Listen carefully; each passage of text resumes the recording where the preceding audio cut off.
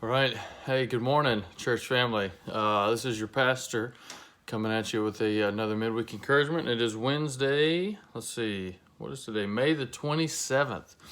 And this one may be a little shorter than normal because we are on the road. I mentioned to you in the couple of Sundays leading up before today that we had a wedding in North Carolina. And so we were hitting the road and we were going back, and that wedding is this weekend. So at this moment, on this morning, we're in Atlanta with Elena's family, and so we're on a stop, on the way to North Carolina. So this may be shorter than normal just due to circumstances, but I hope you're well.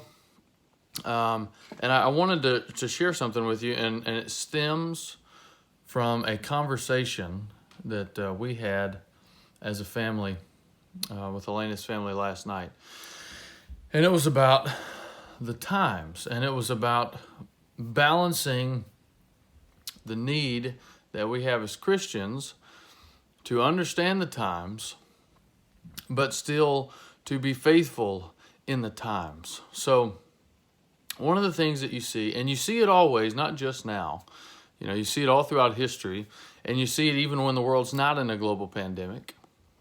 But you see it especially now when everything is so topsy-turvy, is this sort of increasing volume of understanding the end times. And here's how this event fits and all this.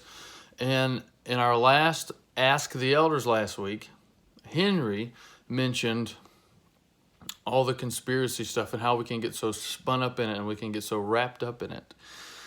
And as Christians, we can spend all of our time being informed, right? Which part of our Christian duty, as we talked about last night as a family, is to understand the times. But that's only a very small part of our duty, because the greater part of our duty is to treat each day as a gift from God and to spend it with Jesus and to spend it obeying and to spend it glorifying God. And so here's my encouragement to you. This is from our conversation last night, is how are we as believers, especially in these times, redeeming the time? In Ephesians 5, chapter 5, Paul wrote to these Christians in Ephesus, and he said, make sure you redeem the time because the days are evil. So live right. Everything you do is going to be exposed in the light. So live right, do the right thing. And the same would apply for how we steward our time and our thoughts. Are we spending them thinking about, are we redeeming the time? We all have actual neighbors, real people who are going through this whole period of time in this season just as we are. Are we, to the neglect of our neighbors, those around us, spending our time absorbing information, piecing together a puzzle, looking for new information to add to our list? Or are we spending it with Jesus and with one another, like we've been talking about? I thought about this morning Matthew 14, the famous story of Jesus calming the storm. And you have these disciples in the middle of a storm. And Jesus shows up, and of course, Jesus calms a storm. He saves Peter from drowning, after he calls him out on the water. And at the end of the story, the disciples say, wow. This is the Justin Dubose translation. They say, wow, truly you are the Son of God. And it says they worshiped him. So maybe this season for you is a storm. And I would encourage you, go back to Matthew 14.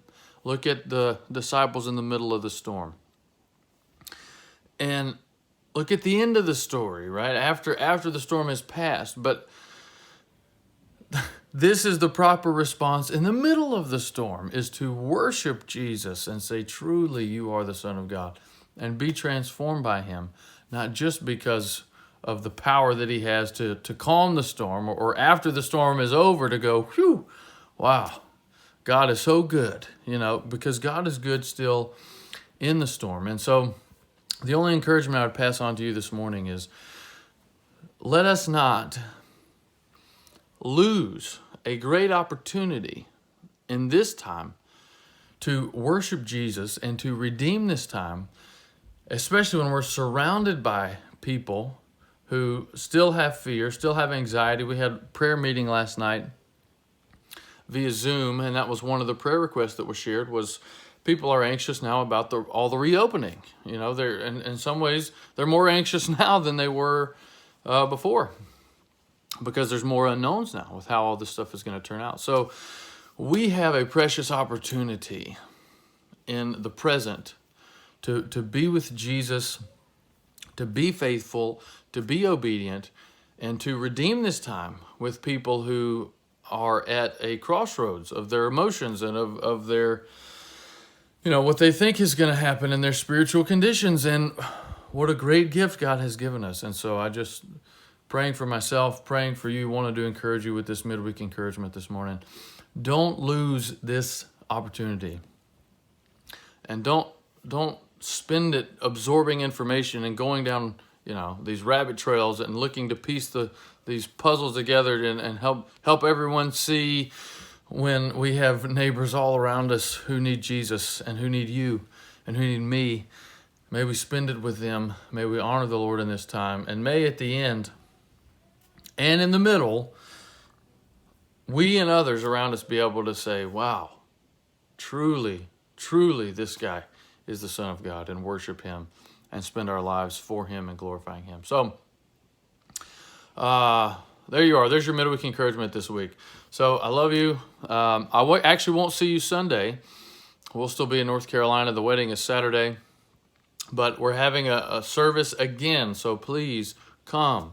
If you feel comfortable, if you are able, come. We're going to continue to live stream, though. So all the live stream goes on as normal, but there will be church, a physical church service back in the gym. So I won't be with you, but I'll miss you. I'll be with you in spirit. I'll be live streaming.